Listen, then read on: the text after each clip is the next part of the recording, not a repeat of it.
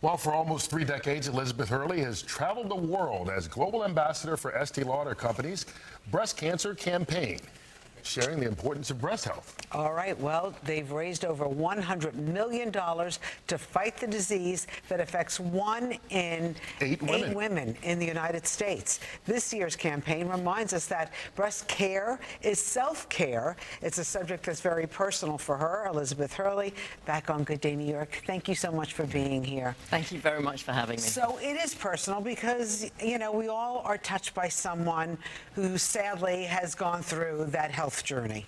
We have. I lost my grandmother to breast cancer in the early 90s, but this year alone, since I've last seen you, 3 of my very close girlfriends have been diagnosed with breast cancer. They're fighting it right now, and it's very real, it's very present in our lives. It's the most commonly diagnosed cancer in women worldwide, and yeah, 1 in 8 of us will still be diagnosed. You know what?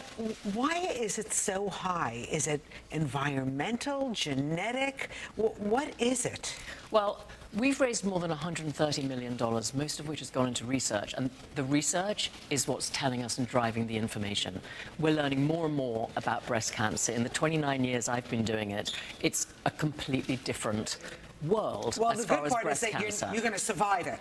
You're much more likely to. Mortality rates have decreased by 43% since I started. And we just know so much more about it. Treatments are targeted now in a way that they weren't 30 years ago. Not everybody has the same type of breast cancer. That wasn't known until research. So a lot has been learned about that. But I think also when we started, there was no awareness about breast cancer. Evelyn Lauder started the campaign to make people start a conversation and to be able to say, I've had breast cancer, and to talk about it, which is something my grandmother didn't do, because then breast cancer was a terrifying thing. Nobody talked about it, and everybody felt it was a death sentence, and people didn't know anything about breast cancer or the treatments. And now, you know, we're really trying to share all this information, and you know, new information that's coming in is that more younger women are being diagnosed with breast cancer. But as part of that is because the encouraging younger people to get exams. It used to be people waited, not just with breast cancer, a lot of cancers, until they felt something or something wasn't right. And that's been part of the campaign, is to get people to kind of pay attention ahead of time and go to the doctor. It's exactly that. I think a lot of younger people thought, oh, it's for old people. I won't get that. And now, sadly, you know, statistics are saying you could get that. So we've been providing some really good, informative, educational tools to talk to women so that from a much younger age, people start to think about their own breast care, so that they're much more aware of their own breasts, so that they can be informed about the disease and really be much more proactive. Because a lot of people say, well, I know about breast cancer now, but what am I meant to do? Right. So we always say, well, we're trying to raise money for research. We still will always be doing that until there is a cure. But we've also found this way for women to really start to find out about their own breast health. They really need to check themselves. I mean, a lot of people I know have found it themselves and then have gone to the doctor as sort of a confirmation. Is what I'm feeling, you know, real? Or is it, you know, because I have dense breasts or whatever? Well, very much so. People have been finding their own breast cancer through self-checking, and that's still a very vital thing. But there's lots of other things that people, and younger women, to do. It's for every age, but especially for young. Well, you can... There's some self-risk assessments, and on our new website, which is dedicated to breast cancer, people can do a self-risk assessment. They can inform themselves about their family history, which is very important, and they can look at risk factors for themselves. They can learn how to do a self-check. They can learn how to look after themselves, how to be healthier. They can hear from the research scientists how they recommend we try to live, to take exercise, not to smoke, not to drink too much alcohol, to be aware of your weight, all things which can add to being risk factors. And so there is this really informative website, which I think could be great for people to look at. What is the website? It's elcompanies.com. It's actually / it is coming up on your screen, I think. It's just in case you don't have your pens in your hands. But it's a really easy to navigate, great website, and I think it would behove all of us. So much of this boils down to being a self-advocate, one way or another. You know, whether or not you study the risk factors or do self-exams. And I think that's one message that really you can't get out there enough. It's just, you have to be your own advocate. Self-care. It's part of, you know, breast care is self-care in the same way that we're really trying to learn as women that it's not vain or lazy and wasting time to take care of yourself, to try to reduce your stress levels, to give yourself a little time. Actually, being breast aware is really part of that.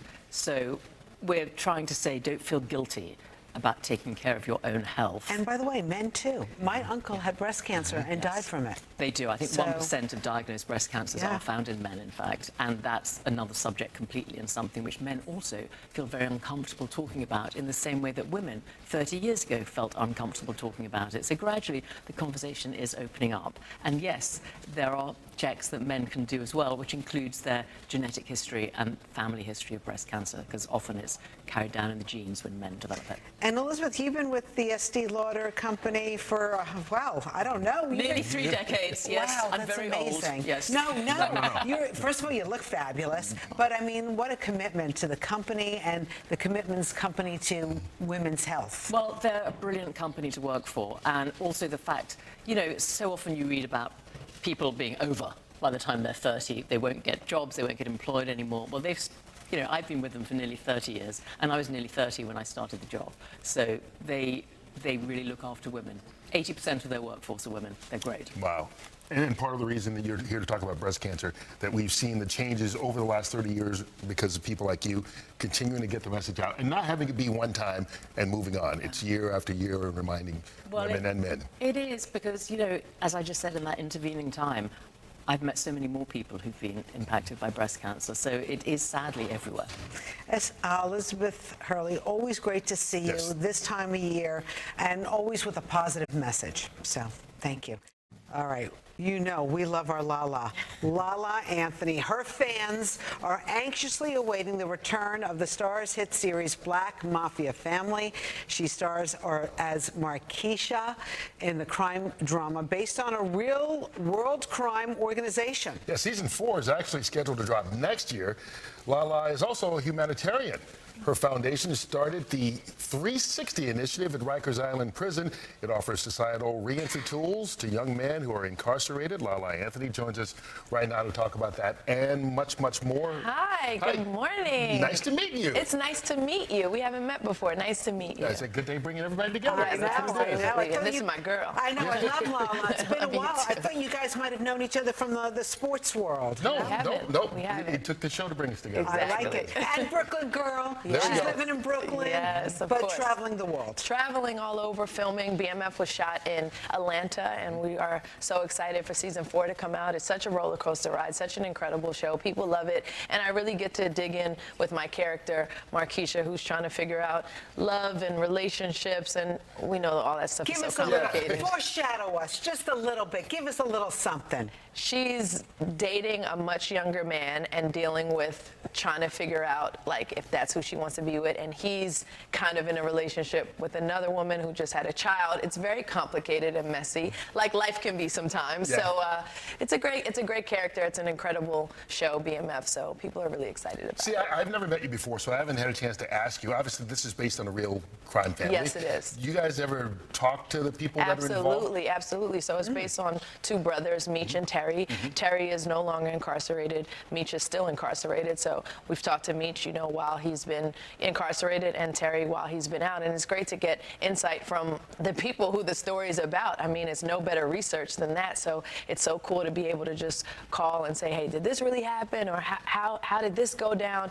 It's incredible. And I think we've all done a great job as a cast and crew of really bringing the world to life. Is that what led you to your 360 Foundation to help incarcerated men and women once they get out of prison? So it was before that. You know, I just had a passion for wanting to help people, and also a passion for giving people a second chance, which is why 360 was started. And like you said, it's out of Rikers Island here in New York for young men ages 18 to 21. And we go inside Rikers, you know, twice a week and help them with all the tools they need so that when they're released, they can be better citizens, productive citizens. And we've seen some amazing success stories when you put people in the right place with the right opportunities. Amazing amazing things can happen, and I'm just really happy to have started that and be a part of that. You got a lot going on, and you're a mama too. Yes, Everybody's I am. talking about your son, whether he's going to follow in his dad's footsteps. How's that looking? Because you've kind of tempered that a little bit. 'Cause he's the #1 recruit in the country right now. He's pretty high up there for sure. There he is right there. So we just got back from LA. He did an official visit to USC. So right now he's just doing his college visits, and I'm just along for the journey. We want him to make his own choices and decisions and just be there to support. I'm like, you got to go to the college, not me. So you got to want to be there every single day. So I'm just there to support. But it's amazing to see like how these schools really lay it out when, you know, they want your child to go there. It's So pretty exciting. impressive. Yeah, it's very but at exciting. the same time stressful. And I'm sure, you know, we're talking about self-care on the show today. You also need to worry about how you feel and communicating that to other people. Of course, which is also why I partnered, you know, with Amgen to talk about plaque psoriasis, which is something that I have, and just letting people know, look, it's not a crazy thing. There's ways to manage it, and it's just another way for me to utilize my voice and platform What to is talk it about exactly? it. It's like itchy patches on your skin. So for me, I get it like behind my ears, in my scalp, my eyebrows sometimes. But you know, with the right care, you got to find out what works for you. It's manageable, you know. And I'm just like, why not tell people like, I got it. I suffer from it too. Like, it's not the end of the world. There's ways to manage it. And I partnered, like I said, with Amgen and did this cool interactive video on momentswithlala.com that really let people know different treatment options and just how I live with it, and just see that I'm still here, I'm still confident, still living life, still enjoying myself as it should be. Is that important for you to share with people? I mean, 'cause you had the heart issue back in 21 that you shared with everybody. Yes. Now you're sharing this issue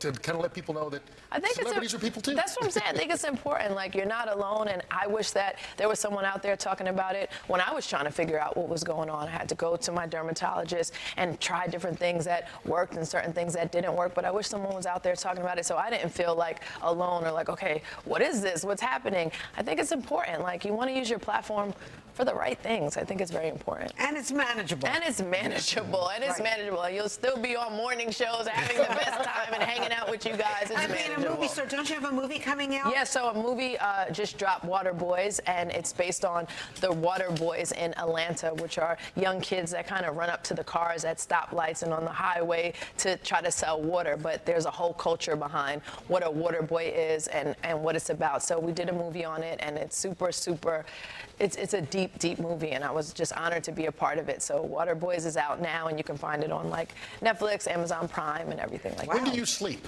I don't. Okay. And that's what I need to be better at. I do not sleep. I got to get better at that. Well, you look darn good. It's Thank working in your advantage, Lala. Thank Good you. to see you. Don't be a stranger. It's always nice. You guys give me so much energy. It's always nice to start the day here. So thank you so much for that. Thanks for coming in. We appreciate it. Good to meet you. Of course.